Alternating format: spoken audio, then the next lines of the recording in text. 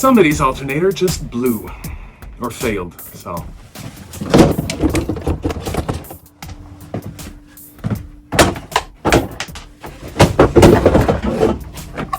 That's mine, by the way.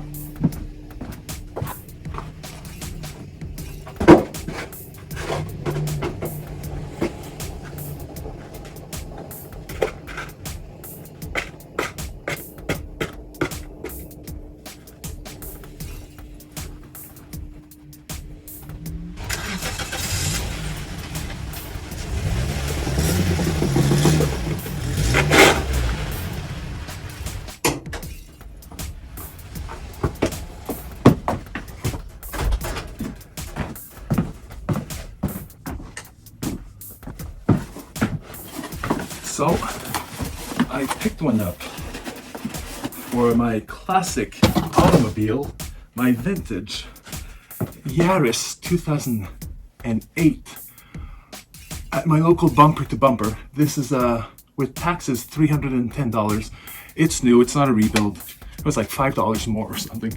So I'm not sure how this one is positioned. The last time I changed one was on a 2005 Toyota Echo, and what I needed was a 10mm socket and a flat screwdriver on the sidewalk, and it took 15 minutes, I think. So I'm thinking this one. I still put it up on the stands, but you know, on the ramps. We'll see how it works out. Anyway, it's a nice working height, underneath, over. I'll go change, make myself a coffee, and we'll get to it. Hi, future post-filming me here with a couple of disclaimers and comments.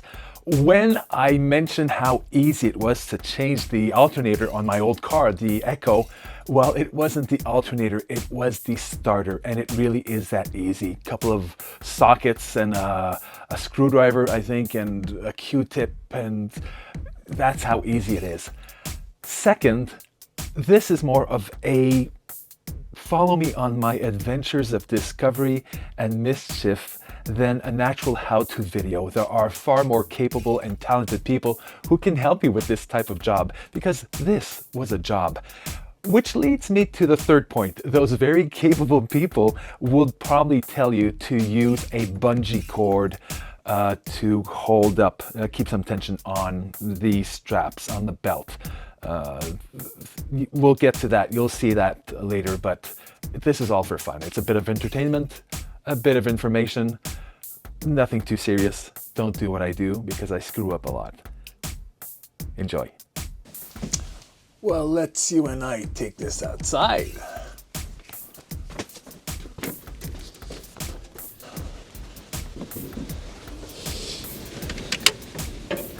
Well, there are a couple of things I should check before just swapping out the alternator, right?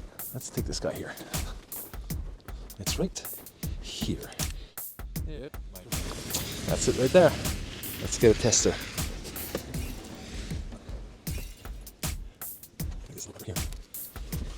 There we go. It's on DC. My battery is at 11.96. You'd think a 12-volt battery at 11.96 is great, yeah? But it should be like 13 or 14 volts. I can also check the alternator itself. The strap is still on. It's not frayed, it's not worn. It's good. We need to keep the battery unplugged.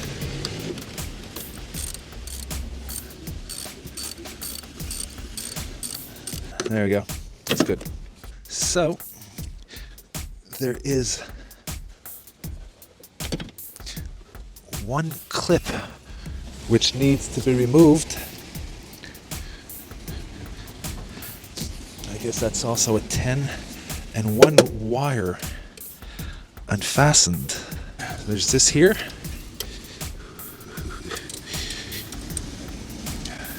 Is this 10? Yeah, this is 10.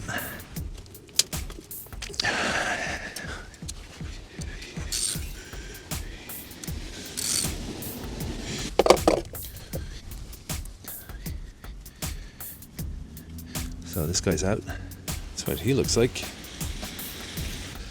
And now this clip compresses on both sides to be removed.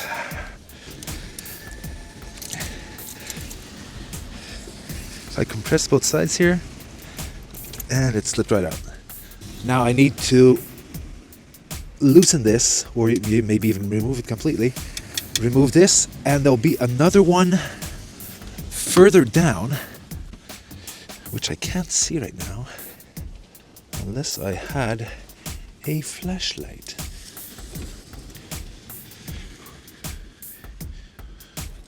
There's supposed to be some 12s and 14s. So 12, 12, and the one at the bottom, I guess, would be 14 millimeters. Start with this guy here. Yeah, that's a beauty.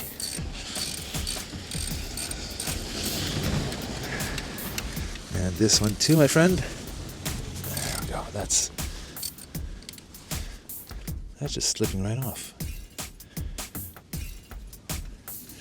I've watched maybe 3 or 4 videos quickly on how to proceed to this. And there are dozens. You know, for this model, for Toyotas in general, people have some great tips on, you know, using some thread lock on some nuts and bolts and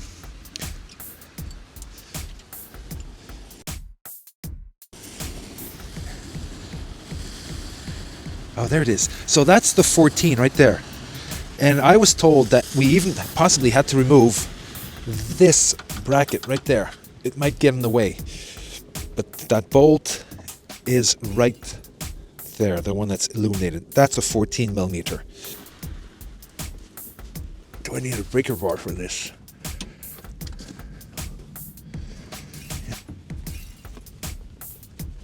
Okay. Didn't really need that anyway. So I've got a lovely breaker bar, but it's not ½ inch. You know what? I'll take my socket wrench back. Might need it again.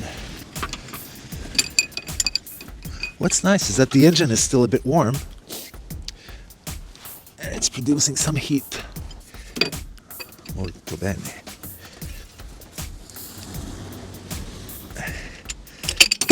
My frigging wrench is slipping. That is so weird.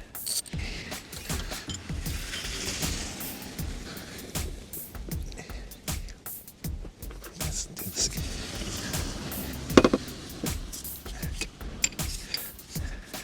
What's happening is the socket is staying in place and the wrench is slipping. And I've got a 14 millimeter. There it is, right there.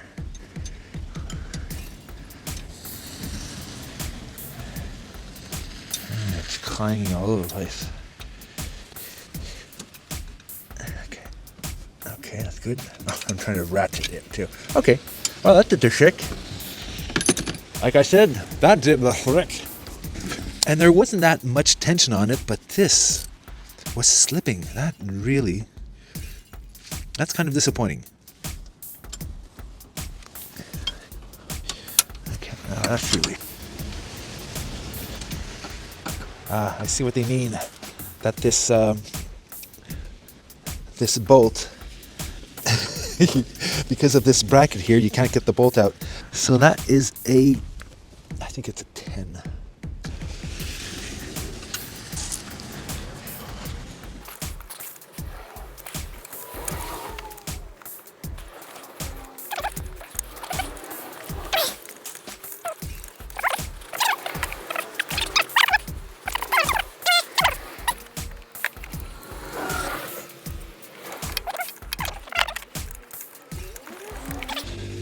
This is being seen here.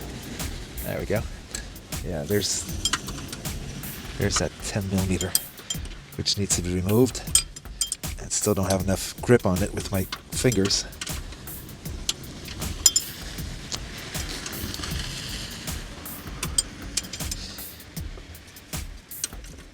See how close that is to being removable? Yeah, I guess I really need to remove that completely. Oh, look at that. That's the one right there. Wonderful. Now I can move this bracket over, supposedly. Yeah. And this guy comes out. And we'll be putting him back in a few minutes. Okay. See how loose that is now? So I can slip the belt off and wiggle this guy loose. Come on, my friend. There we go.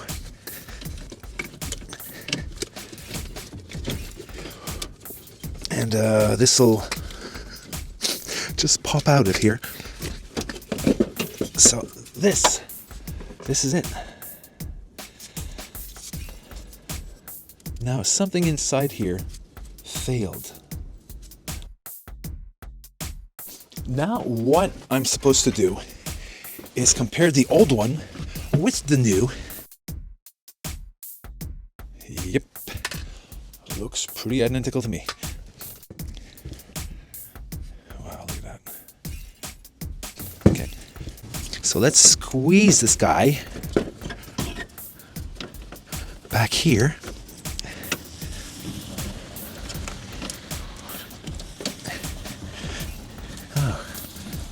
Is it just me or it's looser? Yeah, it's not as tight. Okay, so I thought I had a problem here. Because when I put this on what we'll call the pivot in the car, there's a larger distance here than this here. So I thought possibly I'd have to tighten this nut here. And then I realized that this nut on this side cannot be tightened because of this this V-shaped groove. So what it is, that long bolt sticks through here, slides freely, and threads into this part here. And this special nut slides inside. So when you start tightening it, this entire thing here slides inside the yeah, that's how it works. Yeah, it does. Yeah. So I don't have to tighten anything. It just slips in and it tightens with a sort of a vice effect. Come on, buddy. Let's get that long bolt back in. Okay, we're having the same problem with that bracket there. Okay. No. Oh yeah. So 14 millimeters. Okay, bracket completely out of the way.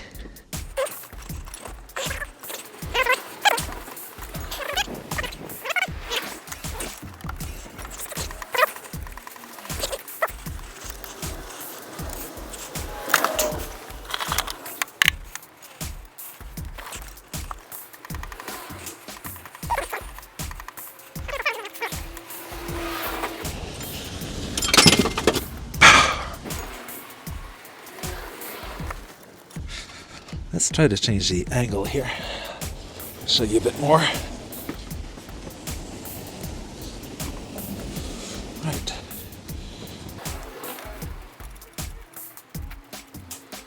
I needed to use a bungee. I should have done this earlier, followed some good advice on YouTube, to keep some tension on the strap. The serpentine strap. If you don't, it will slip off and you'll never figure out how it fits again. It fits around 3 pulleys, 3 wheels, and also another wheel which is a tensioner, and I had to slip underneath the car, come back and forth. It's in. The alternator is in, and I'm just tightening everything up to, I guess this will be a 12 millimeter. I just want to finish up this video. The wind has really picked up. It is freezing cold. I have to change my types of gloves. My little nitrile gloves just weren't doing the trick anymore. Ooh, that's a bit tight. So I just want to finish this up. So I have to use one of my flashlights also to try to get my handy, Milwaukee flashlight. That should be okay. Now this guy should come here. That's also a 12. Okay, that's good.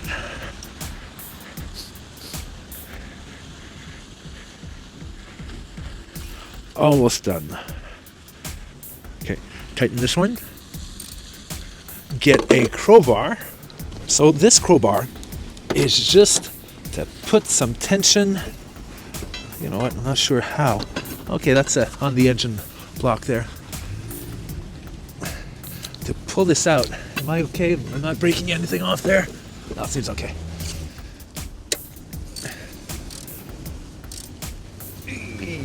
Yeah. I'm guessing. Yeah. Now, this should go. This clips into here. This one here. Yeah. I think that's good. Didn't break any wires. And then this screws onto this post. This one here.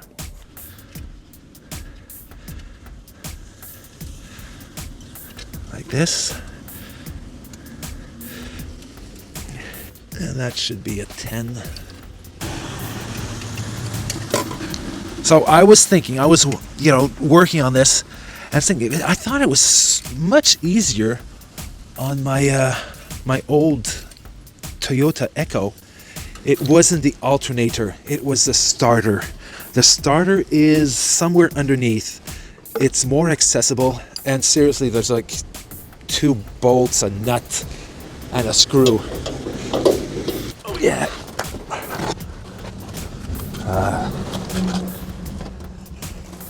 Yeah, that's all good. Let's plug the battery back in. Let's also take the flashlight on my mouse.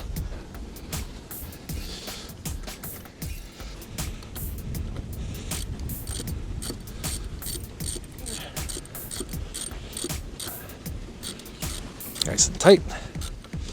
Yeah, I know the battery's jumping around a bit. But it's good. Now, let's remove some tools. Change your alternator, they said. It'll be easy, they said. All you'll need is a 10, a 12, a 14 millimeter socket, maybe a screwdriver, a crowbar. Oops. Oh, okay. I'm seeing an extra nut here, but that's from the cable from the old alternator. Now, I'll start the engine again, but I also read the CPU might take a while to get used to the new alternator. Whatever that is supposed to mean. It's like they need to get reacquainted or something. And we start the engine. Where are my keys?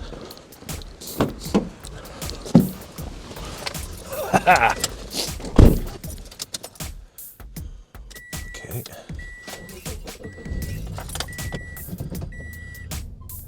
Might take a couple of days of the engine running a bit rough.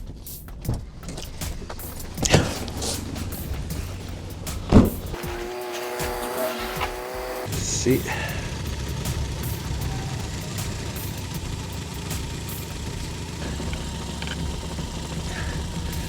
See, 13.49. Yeah, so it's charging. This is producing electricity to charge the battery, which everything runs off of this. Okay, that's all for now.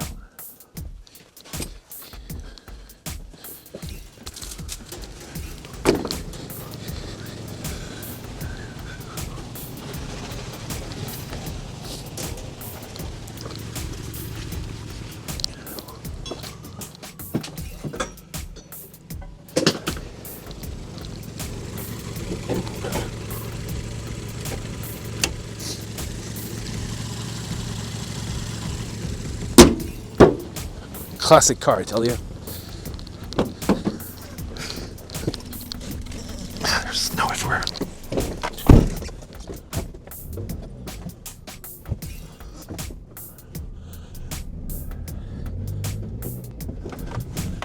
This is nice. Power steering is working again. That's a good sign. Yeah, that was the first thing. Power steering, I started it. Power steering wasn't working. And I saw the battery light was on. Oh, I can't put this up right away.